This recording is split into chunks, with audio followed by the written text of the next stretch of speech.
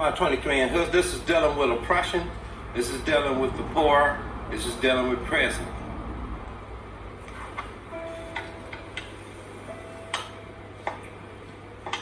John Worsley, the veteran, sentenced to 5 years in prison in Alabama for using medicinal marijuana he'd been legally prescribed to treat a traumatic brain injury. Fairwayne Bryant, 63 years old, sentenced to life in prison for stealing a pair of hedge clippers because 18 years before he had been convicted of robbing a taxi driver. Khalif Browder, a 16-year-old held in prison for 3 years in New York for allegedly stealing a backpack. Charged, but never put on trial. Beaten by prison guards and placed in solitary confinement for 2 years, he attempted suicide twice in prison. Still traumatized, he committed suicide at his mother's home after being released. These are just 3 drops in a sea of similar stories all across the United States. Why are these stories so common? One of the ugly truths about our country is that we lock up a higher percentage of our people than any other nation on earth. In fact, we imprison more people than any other country, period. We're the biggest prison in the world. We have a significantly larger prison population, 2.1 million people, than China, a country with 3 times our population. Why does the United States lock up so many of its people? More than the entire population of New Mexico. Where did this wholesale imprisonment of huge groups of people, what we call mass incarceration, come from? Let's go back a few decades. Starting in the 1960s, many companies looking to cut costs moved production out of big cities like Detroit, Milwaukee, Cleveland, or simply automated away big chunks of their workforce. Their employees were left jobless, and manufacturing was ripped out of great cities that used to be synonymous with industry. After 1970, unemployment for non-college educated men soared, especially black people who were just then entering middle class. People who could leave the cities, mostly middle-class whites, fled to the suburbs, a phenomenon we call white flight. This led to a vicious spiral. Cities lost tax revenue, schools lost funding, houses lost their value, local economies collapsed, job opportunities dried up. As urban poverty rose, crime rose with it. And the arrival of crack cocaine in the 80s and helped along by U.S. foreign policy in Central America made the problem even worse. By the 1970s and 80s, there was a full-blown social crisis in American cities, resulting in a steady increase in crime. Now, American politicians could have responded one way. They could have confronted the root causes of crime by reinvesting in hollowed-out cities, building a healthier, cleaner, more prosperous society. But that is not what they did. Instead, they unleashed a tsunami of incarceration. They chose to lock up millions of people rather than accept the type of broad redistribution of wealth, jobs, and power that a real solution would have demanded. Mass incarceration is expensive. But for the well-off, it turns out to be a lot cheaper than actually solving the problem. So the U.S. government decided to combine the harshest penal state in the world with the stingiest welfare state. This carceral approach was also effective politics, with white voters terrified of rising crime from increasingly non-white cities. Republicans and Democrats alike saw a way to exploit racist fears and get cheap votes. It started with Richard Nixon's promise of law and order in 1968. Ronald Reagan vowed to get tough on crime in the 80s. By 1996, a Democrat like Hillary Clinton was warning of young, quote, super predators with, quote, no conscience, no empathy, people who must be, quote, brought to heel. Over those decades, politicians from both parties and at all levels passed harsher and harsher laws feeding the prison system. The war on drugs started in 1971. Cruel mandatory minimum laws came in the 1980s. 3 strikes laws arrived in the 90s. You could be put away for life without parole for stealing a pair of socks if it was your 3rd offense. Tough on crime prosecutors and judges gained office across the country. Huge sums of money were spent on building new prisons, which housed millions of people. As a result, incarceration rose dramatically. 1968, America's prison population was 102 per 100,000 people, in line with other developed countries. By 2005, it had risen sevenfold to 737 per 100,000, the highest in the world. Even as crime fell, with murders in New York dropping 90% in the 90s, mass incarceration kept up growing. Why didn't prison populations fall once crime started declining? It's because prisons are by no means only about crime. They're also about keeping the least advantaged people alive. Prison has become the place to warehouse people with mental illnesses, people experiencing homelessness, and people with addictions that the system is not designed to help. Instead of solving these problems, we use prison to disappear the people who have these problems. With this surging population, prisons are crowded and violent. People in prison are robbed of their humanity, often brutalized by guards, and without real rehabilitation or good options for reentry into society, are sometimes turned into the hardened criminals the system believes them to be.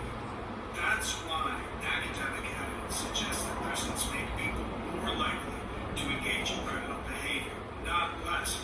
You can't eradicate crime without eradicating the root causes of crime, including prison. And it was poor and non-white communities that were the hardest hit, hurt by deindustrialization and then criminalized by the state. Black men born between 1965 and 1969 have been more likely to go to prison than to graduate from college. Less educated people in general are victims of this. A white man without a high school degree has a 25% chance of being imprisoned in his lifetime. A black man without a high school degree has a 70% chance. Mass incarceration has done massive harm to our community. Okay, you guys, so we see there, the clip has went off. But the main thing we want to say to you is, as you can see, that is a problem. Massive incarceration has always been a problem. And what we want to do, we want to be able to deal with it through giving. I would suggest giving would be the thing of the day. When people are locked up, as SWAT kicks in doors in Chicago, Detroit, that is how especially on the drugs, that is how the guns got in every hood in this country. It is because of drugs and the money that comes with it that the guns came. Now we see the murders in the summers, July. And you think about this, 10 people shot the day before yesterday in Chicago. Automatic weapons. It's all connected to the border. As you can see, there won't be no sanctions on countries that send them. And as we all know, this government just looked the other way as far as the drugs is concerned. I'm not speaking of the immigrants, the poor immigrants. I'm speaking of the drugs.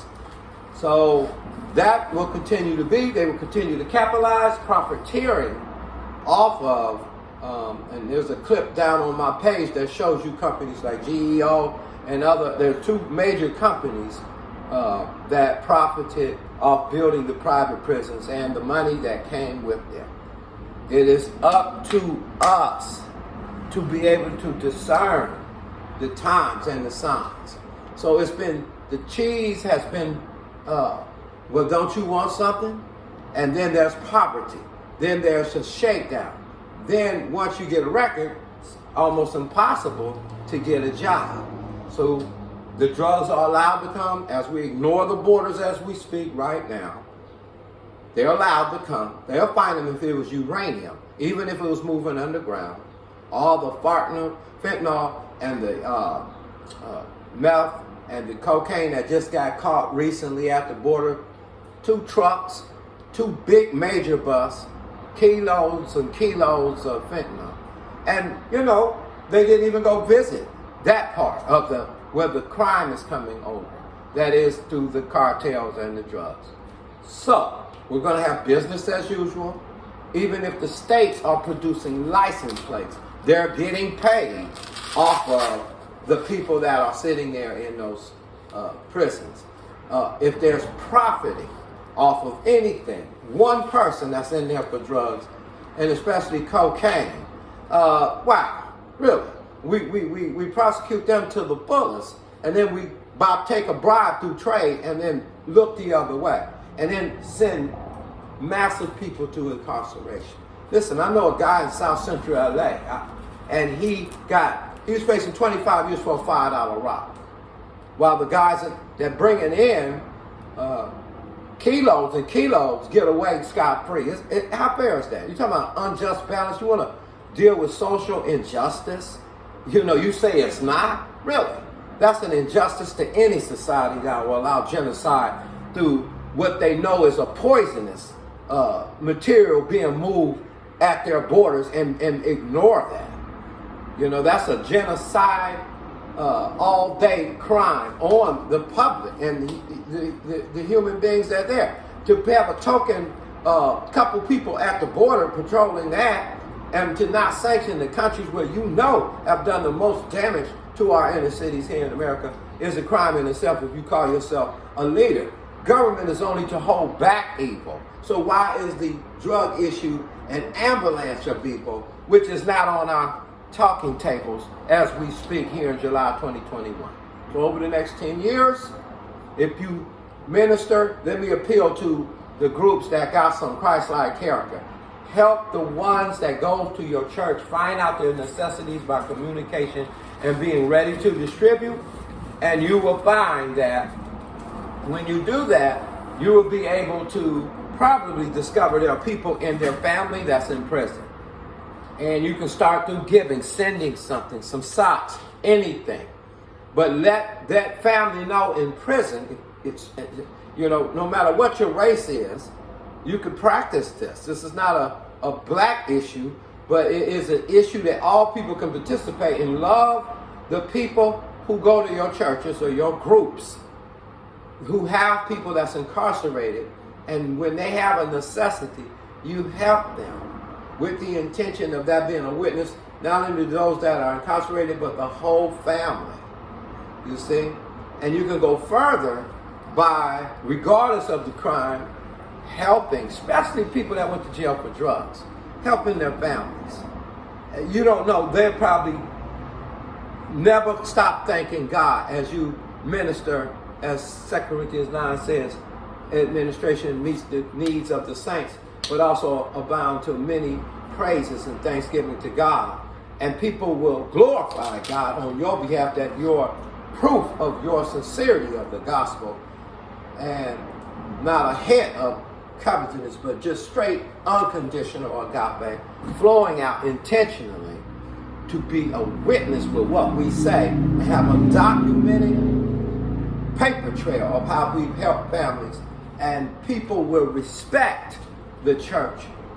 As it says in the book of Acts, they didn't dare join themselves to the church. The people knew what time it was when they had extra lands, and they helped the ones with lands because they knew Joshua 1. It was a commandment to Gad, Reuben, and Manasseh, those three tribes who already had their land, had to help their brother get their land. So when they saw the apostles in Acts 4:32 take those that had extra lands, it could have been burial plots, some scholars say, could have been land, whatever the case, they brought the proceeds, read it for yourself, and laid at the apostles' feet, and they distributed to all those that had need. So it says they were one soul, one heart, one mind. They had love towards each other. And I mean, minding the things and the things that he said. Jesus said, they'll know you're my disciples by the love you show for one another. And it wasn't a be warm and be filled thing. It was a actually communication, ready to distribute thing, as James said. And it was, let's find out. They had to ask questions. They had to ask questions about who is in what kind of situation in the natural realm. That part, getting us real, that part of practice of Christianity, I don't think we want in individualistic, bootstrap capitalist society that seems to be given over to a delusion of thinking that the more you have, the more empowered and blessed you are. And to consume it on your own lust, that kind of ideology has got a curse on it, because you can't take all the land. It belongs to God and the fullness and everything in the earth. Therefore, we're only stewards. So how would you get a reward hogging everything for yourself? Everything given, the trees teach us, was to share, to give back life. And we're not giving back. We're like that fig tree when Jesus passed by and he looked at the fruit on the tree. It didn't have any fruit, but it's presenting himself as, I'm giving back. I'm here to give back my purpose. And Jesus saw it wasn't no fruit. He cursed it from the root. Why did he do that? Because the curse was in the fact that the tree had been sucking up the minerals, sucking up the rain, sucking up everything that the earth gives, and it was in its it was flowing off of the natural alignment of earth and the natural alignment of nature. But when it was supposed to give back, it couldn't get back. That's the curse. When you have an abundance of things and you can't give back. When we say we give to God and we put it in a bucket, you better think twice if you make that just the kingdom of God. The kingdom of God is not in just speech, but in demonstration of the gospel and the love of God showing to one another. We can't have each other's backs. How are we matching a culture of people that are felons, that are going to prisons, and they don't understand that word family when someone else offers their family because of some situation where they might have got a record? No restoration for those, or those in stark poverty for that matter, that have to go take a minimal job because of the poverty in the house. Whatever the case may be, when they are offered drug money and the Colombians are employing them, like FARC or whoever, listen, it's no laughing matter now because they're offering them things that are of necessities right here in the earthly realm. And therefore, many of our young black brothers and many of our Mexicans and Latinos and Caucasians and different people around the world have given themselves over to cartels and drug sales. The bottom line, the temptation is there as the trap on the cheese that helps bring the money back to the private prisons and exploit the people that are victims of the drug trade and to the bullets. Look at how many people had a joint and got 5 years in Texas. And look at what you see today. So exploitation, greedy gain, unjust, and usury to get money, take bribes, look at power, and look at race, and say, we don't have to deal with the drugs at our borders. Really? I bet you do. You will. You will one way or another, unless we've been given over to a reprobate mind in judgment, because the plague is coming from the south. The destruction is from the south. Now there are other countries, of course, Peru. I mean, you have different countries that can grow, like Afghanistan. You have countries like China that can produce heroin, but it can come right from Mexico. It can come right from Colombia, who will give us the cocaine. Listen, bro, that's an army. Armies of people that are destroying our people in this nation. And it's allowed to happen because all they got to do is put an army and stop that stuff and sanction countries that send it and quit selling us out for a bribe of a cup of coffee like the Britain did Jamaica on the and the islands with the sugar. Like Haiti got done on the sugar. People want bread now. I guess we'll take all and make them, slave them, and make sure I get a piece of cake. For us, it's a piece of coffee. So the bottom line is sanction the countries, show them you mean business about the drugs, and they'll stop the drugs. So the bottom line, the genocide is just too catastrophic right now through the law that we violate, just like that tree was in violation of sowing and reaping and manifesting catastrophic. Those things come back, man. It come back in different ways. The universe is not mocked. God has set these laws and stopped the seas at the sand, and God has set the laws and have the earth is spinning on axle. You think there's alignment. So come on, bro. Let's get real. These penitentiaries have been places of exploitation for the drug thing. Now, I guess you got to lock the people up that brings the drugs. I get that. But if you're going to go that far and lock them up in America, then you have to sanction the countries that will allow the drugs to come, even if that's Mexico, whatever it takes. That's as far as the drugs go. Because it's the same vicious cycle. And it's a cycle of oppression. And if we don't speak to it, then how are we going to speak into power? How are they going to repent?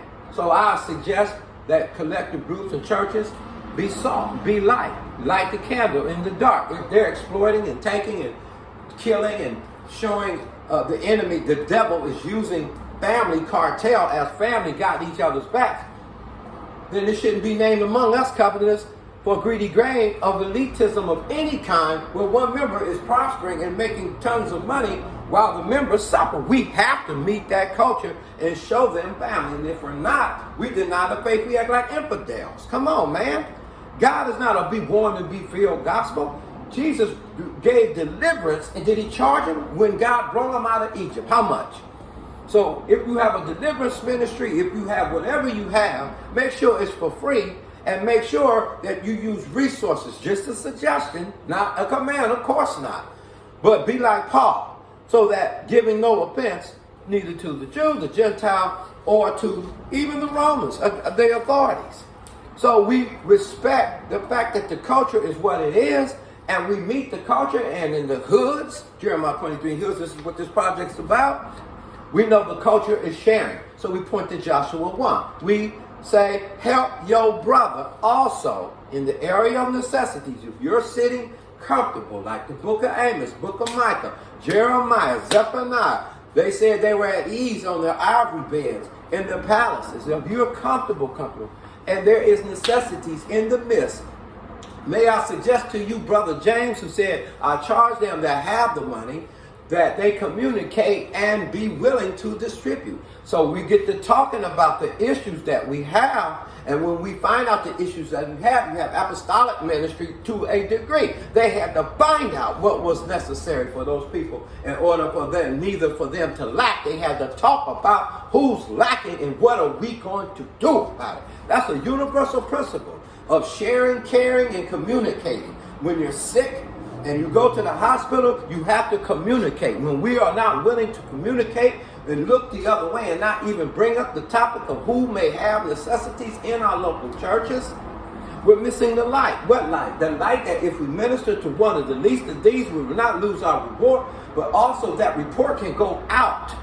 Just like it would when the church gave to the Jerusalem church in 2 Corinthians 9, not only did it meet the needs of the person, but it causes many thanksgiving and gives God glory for our sincerity in the gospel, which all objections on the table are answered because we're not exploiting like other people who took the name of the gospel and exploited other countries and brought a stumbling block to people who will never give their lives to Christ because of exploitation.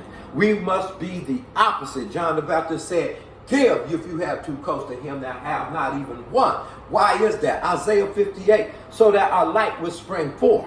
So that we in our giving. Look at Mother Teresa, who shook nations behind giving. That's all she did. The principle of giving has the power to dunamis. When the principle of taking and ravishing and oppressing is in operation, then the suppression to answer the oppression is the opposite of creating ways in which the collective can come together and restore not what they took away, but make sure that they put down the oppressor. So buy land, buy things that would help your elders and your disabled people, and build condos, or do things that you can do on small level. Have people pay rent when they lose their jobs. You must communicate and be willing to distribute as a collective group to shine in a world full of darkness, exploitation, dictatorships, exploitations. From Haiti to South Africa, coming back to America, the gap between the rich and the poor is a biblical proportion, just like it was in the book of Amos, between the rich and the poor. It was an issue, and it was an issue with God, and it was an issue about the land, just like it's an issue about rents. The average person with disability right now cannot get an apartment unless they have 3 times the amount of the rent. 2.5 is the average. That happened overnight, right after COVID-19. Look at that. Micah 2:1-2 says that they devise iniquity on their beds to take houses away and covet land. Listen, he said, I would devise disaster after that. There are not many people that if you get disabled on your job, good luck if you're not getting them full benefit. Because if they don't, you won't be able to get in, not because you can't pay the rent, but you don't meet the qualifications. It's undercover, it's oppression, it's hidden. But I'm giving you the trumpet sound. There are a lot of your brethren over the next 10 years that's going to need your help in your collective groups, especially in your churches. And why not meet them before the Lord comes? Meet the necessities of the saints.